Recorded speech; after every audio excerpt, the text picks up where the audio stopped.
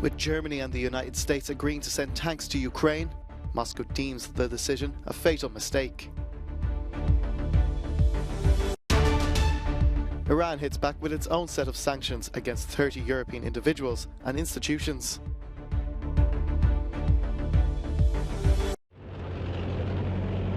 The Ukrainian president has hailed the decision to send advanced battle tanks to the war zone a tank coalition. Volodymyr Zelensky was thankful that Germany and the United States agreed to send Leopard 2 and 31 M1 Abrams. Experts say it should be enough to equip 2 Ukrainian tank battalions. But it'll take months before the armoured vehicles arrive, and then there's the crucial training needed to operate them.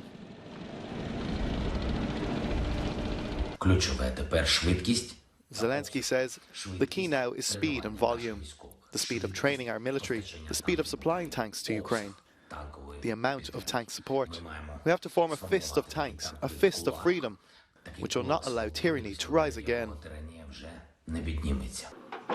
The Pentagon says it'll start training Ukrainians very soon, ahead of a springtime Russian offensive. These tanks are not going to get there for many months, and I understand that. But those Leopards won't take quite as long to get there as the Abrams. And we're not wasting the time. I mean, even as we procure these tanks, we're going to be, the Pentagon will very soon start doing the training for Ukrainian tankers, Ukrainian troops that man tanks, so that they can be ready to receive once those tanks are on the battlefield. Kyiv believes the arrival of the tanks will be a turning point in the fight against Russia. However, Kremlin spokesman Dmitry Peskov says they'll burn like all the others. And Russian President Vladimir Putin says the plan to send tanks to Ukraine is extremely dangerous and spoils the possibility of peace talks.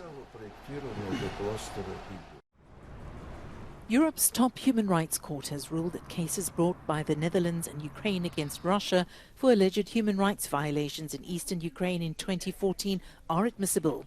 This includes the downing of Malaysia Airlines flight MH17. The court said a judgment on the merits of the case will follow at a later date. All 298 people on board the plane died when it plunged to the ground after being hit by a surface-to-air missile fired by Russian-backed separatists. The ruling marks significant progress in efforts to hold Moscow legally accountable for its actions in the breakaway Luhansk and Donetsk regions of Ukraine. Iran has announced sanctions against more than 30 European individuals and entities. The move is in response to recent European sanctions against Iranian officials linked to a crackdown on nationwide protests. Those targeted with sanctions include Britain's Attorney General and Army Chief of Staff, several European parliamentarians and military officials. French intellectual Bernard-Henri Lévy and 3 senior staffers at the French satirical magazine Charlie Hebdo have also been targeted. Euronews spoke to Dutch MEP Thijs Ruijten, who is one of those who's been blacklisted. I think they are in panic and they feel very weak. That's why they move to these kind of measurements. And it's bizarre that the regime thinks that they can silence the European Parliament. The contrary is true. I'm even more motivated to continue our efforts to name the Revolutionary Guard for what it is, a terrorist organization that is terrorizing its own people and also waging terrorist methods outside Iran.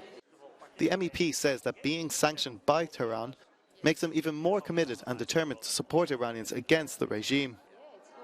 What about the scandal? Personally, there is not much impact because I feel even more encouraged to continue to support the Iranians in Iran that are resisting their regime and fighting for freedom.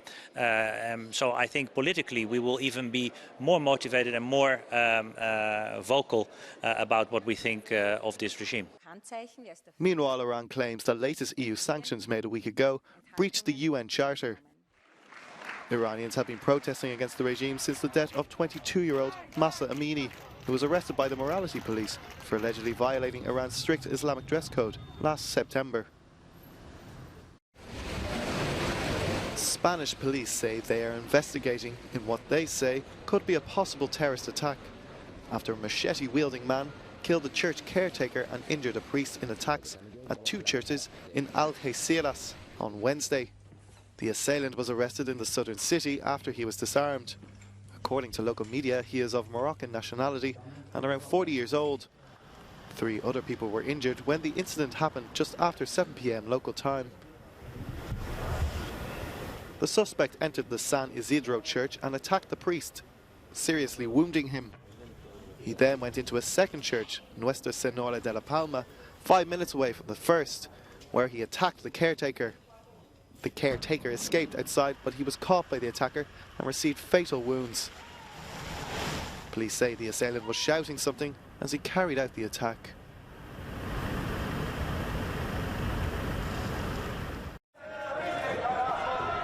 The Peruvian president, Dina Boluarte, is calling for dialogue as anti-government protesters continue to demand her resignation, immediate elections and the dissolution of Congress. It follows the impeachment of former President Pedro Castillo after a failed attempt to dissolve Congress last month.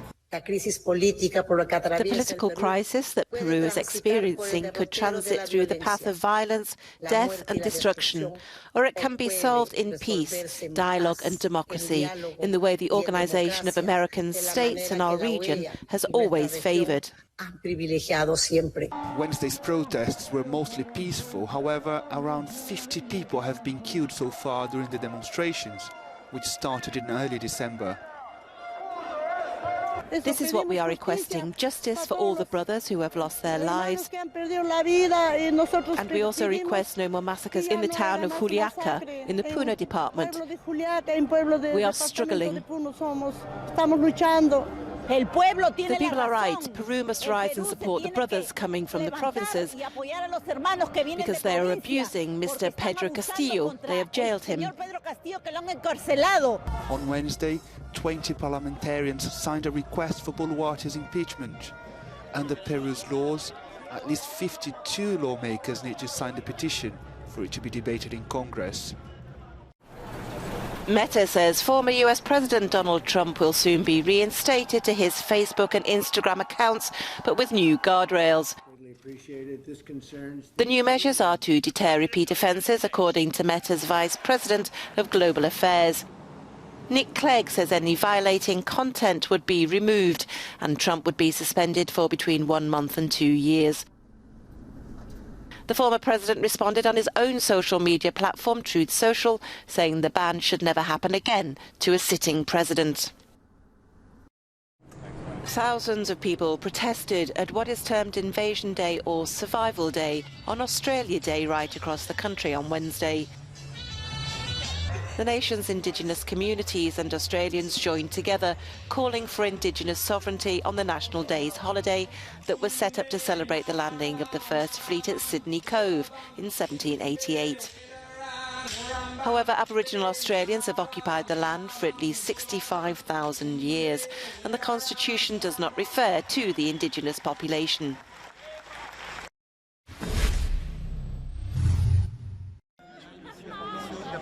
A step back in time at Paris Fashion Week. From cabaret feathers to sleek suits and bathrobes, Dior is celebrating Josephine Baker and the best of the Roaring '20s. This season's anointed princess once commanded the stage of smoky jazz clubs, often draped in sequins. But for this collection, Dior designers looked beyond Baker's stage style and into her love of suits and intimate garments. The American-born French dancer, singer and actress broke boundaries in the 30s. She was also the first black woman to star in a major motion picture. She immediately made very precise choices, very haute couture, where there were very modern cuts, but also pleated skirts with jumpers. It was also incredible to see her in uniform, because she was a woman who had been part of the French resistance, who had also fought for human rights. So I think she has an incredible awareness of what she could do with her fame. I think this is, after all, the aspect that interests me most in these women, who in any case, with their careers and their talents, can be models for the new generations, of which I am one.